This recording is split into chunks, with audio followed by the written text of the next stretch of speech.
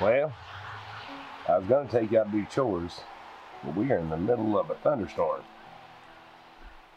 We had several waves of storms roll in through the night, and they're still kind of hanging out through the day, and it looks like they might go throughout the whole day. So hopefully if y'all are in the south, I think we're like getting clipped here on the Kentucky-Tennessee line.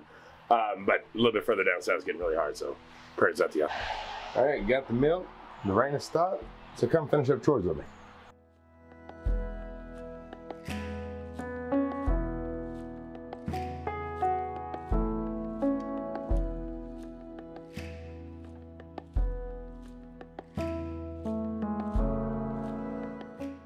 All right, got the dogs out. Let's see if you can hear it. No, not gonna be able to hear it over the rain. Got a surprise in there for y'all here in a little bit. Let's check out this greenhouse. So it looks like all of our tomatoes and flowers that we left outside handled the storm just fine. That's a good sign. These are all getting ready to go out in the garden, so they need to start feeling the pain. So they look like they're doing really well, which makes me happy. And they're watered. Freaking explosion in here. You got some tomatoes in here. Look at the stonehead cabbage. It's getting there. Kale's still doing good.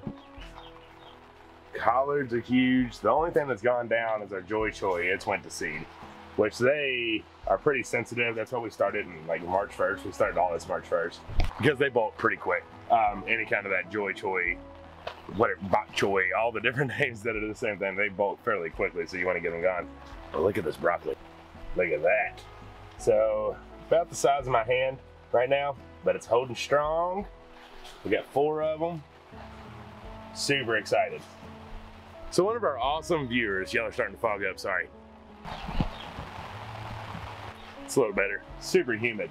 One of our awesome followers at our last place sent us some chocolate mint. We talked about it a lot.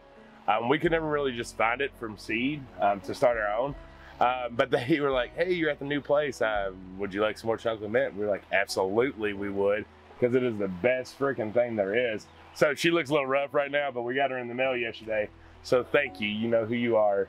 If you haven't heard of chocolate mint, Google the fire out of it, because it is so good. Have you ever been to Olive Garden and got one of them little mint chocolate things at the end? That's what it tastes like in a leaf, and it is fantastic. Check them peppers out, y'all. We've never grown peppers as well. Down here on the second row is all those late tomatoes that we up potted, but they are sprouting like quick. I mean, moving fast growing up, so I'm happy with them. They'll be either sowed or in the ground. And then it's a giant pumpkin, Charlie Brown. We got all of them started and going. We got our zucchinis and everything really popping up. We did that. They only need a couple weeks. So ultimately you could just direct sow those.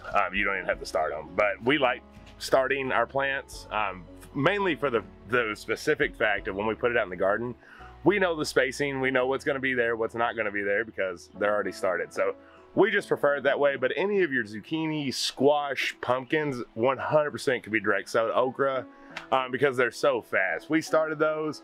Once they popped up, we up potted them basically immediately. And it's been like 2 weeks and they're huge already. Rain, rain, go away. All right, who's ready to see a little surprise? We got our guineas in. Look at they scatter like roaches. Y'all, guineas are so fast, it's insane. But we got 15 of them. Watch. They're crazy. Watch out, I'm coming down, coming down. Hi, guinea gens. Y'all are by far the cleanest bird ever. So clean. Make zero messes. I can't tell you how much I appreciate that. Just makes y'all a little bit more of my favorite bird. Everybody calls us crazy that we like y'all so much. Most underrated poultry there is. Isn't that right, y'all? There you go. That's for you. So guineas are Jen and I's favorite bird. We absolutely love them. They have a million reasons on why you should love them too. However, like your number one is they eat like 10 times the amount of ticks and mosquitoes that any other poultry would. So they're great for bug control. That's actually why we got these. They're gonna roam our property. They'll leave the garden alone. They won't even bother it. But they'll help keep the ticks and mosquitoes down because we do have 3 that are already in the petting zoo doing the guard work. They're also Also, awesome guard dogs. They are amazing when it comes to hawks and different issues and predators that come around. They will get and herd your animals into a barn, into a coop, whatever it is that you have, until the danger's gone. They'll be the only ones that you see and hear. But that's also why people dislike them, is because of their noise. But they're only gonna do that noise when there's a disturbance in the force, is like what I like to call it. When something ain't right on your property, that's when they're going. So if a dog's close, hawks are flying, yeah, you're gonna hear the guineas, but they're just doing their job. We did a whole video on it, and it's probably one of Jen and I's best videos because a chicken made its appearance and it was freaking hilarious. So I'll link that at the end if you're interested and you want to deep dive a little bit more into guineas, because I promise if you don't have them, you need to get them. So I got to get to weeding on the potato bed. However, I came here to show you all that everything is back up after that hard freeze. So I told you all that potatoes are freeze and frost hardy. The potato itself is. The tops are not, like I had mentioned. So that freeze came in, melted our tops like butter. I mean, just straight to the ground. But there was no fear because I knew the potatoes would send up new shoots. And they have. Smoky Mountain rain, keep on falling.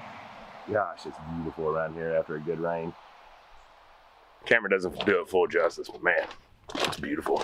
A couple people asked, and I don't remember if I showed it or not, but right here is our side porch. One of the Mexican sunflowers, boom, right there. Another Mexican sunflower on this side, right there. So if you've never grown Mexican sunflowers, they get big. They're a big bush. They're not a tall sunflower like you would think. They're big, they're bushy, and they have a lot of flowers. So those two right there are gonna make this entryway awesome.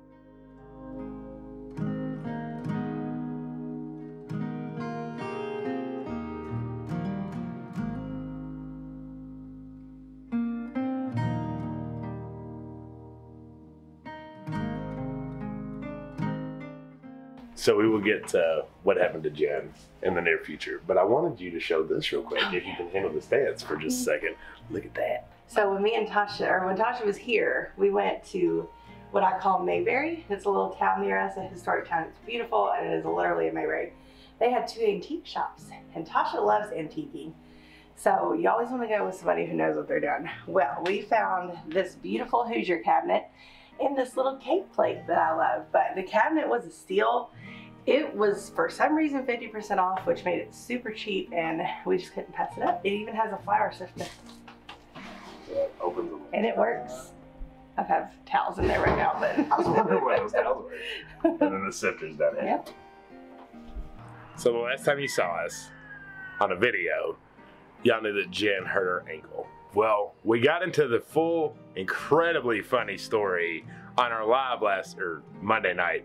So if you didn't watch that, go watch that. However, we're gonna give you the skinny of it today.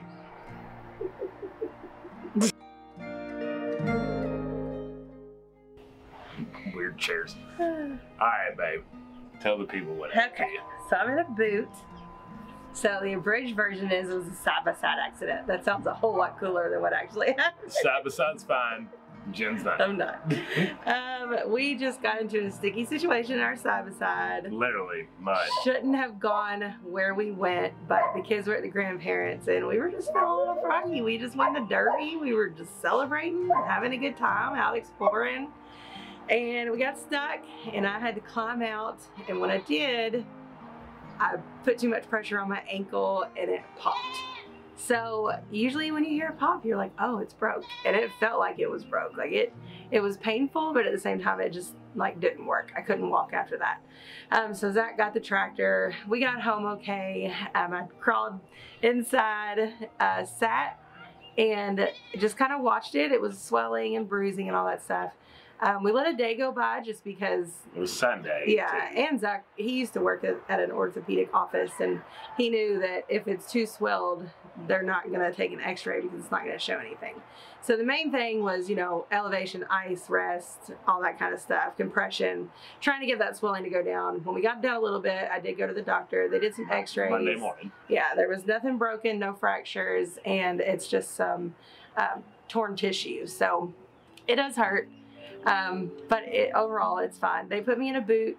They gave me some crutches. I don't like the crutches, but I do like the boot. The boot allows me to get around, which is nice. I mean, I can't like go long distances, can't go up to the barn or. And she still needs to keep pressure off of it. So, but it's like getting to the bathroom, right? Like she doesn't have to crawl. Yeah. That was the one like incredibly funny part. I was sleeping in the bed and I saw like a glitch in the and it was her crawling to the bathroom. So the boot thankfully helps that situation. It's nice. It just lets me get back to normal a little bit. So I'll be fine. I'll be in it for, they recommended 2 weeks, but I have a follow-up next week. If I'm fine by then I'll probably come out of it, because hopefully at that point I can put more pressure on it. Every day gets better. I can put more and more, and I was able to get in the tub today and all that kind of stuff by myself. So yeah, it's just gonna take a little bit of time, but I'm really grateful, because if it was broken, I would have been down probably all summer, maybe more than that, and it would have been awful. So I'm just grateful for that, and I really sympathize with anyone who has ever broken a bone, because it is terrible, and I didn't even break it. Yeah, and you know, we basically would have had to change our goal for this year when it came to farm life. Obviously her health and my health and the kids' health is the #1 importance over anything, but we wouldn't have been able to do what we had planned this year. I mean, obviously I can help out and do stuff, but if she was going to be not mobile, like we would have had to change the plans up quite a bit. So thank goodness it was just the minor of the situation. I'm proud of my bones. They're very strong. Drinking calcium. Yeah. Goat's milk, baby. So thank you all for the prayers, if that thing was said. I have been doing comfrey poultice, which has really, really helped. What is that? Because a lot of people don't know what we grow comfrey. We usually make salves out of it, or we put it in the garden and we sell our salves. But you can do a poultice to where you basically put it in the blender, and I just add a little bit of water so you can make it a little bit wet, wetter, and then put it in a cheesecloth, and I wrap it around my ankle, and it really, really promotes bone healing. Looks like pesto. Yes, it does. But it's nice. It definitely helps with the pain, and hopefully it's helping with the overall healing as well. Yeah, and comfrey, if you're not familiar, is good for aches, pains, and like arthritis, joint pain, stuff like that. So it's perfect for a sore ankle. Just another reason why we love it. That's right. It really came in handy today. All right, well, I hope you all enjoyed today's video, getting to learn about Jenn's ankle and truly what happened. No more leaving you hanging, but seriously, go catch that live. About the 20-minute mark, if you don't want to watch the full hour, at around 20-minute mark is when we start telling the story, and I promise you, don't be drinking or eating anything, because you will spit it out of your mouth laughing. It was super funny. We had a lot of detail. You get to learn about guineas. Hopefully, if you were on the fence about them, you get them. Like I said, I will link that video at the end. And it's gardening time, so it is going to be very hectic the next couple weeks, but we have got to get this garden in the ground and get Jenn back on her feet. All right, y'all, if you haven't subscribed, make sure to down below. We love you. Until the next one. Bye.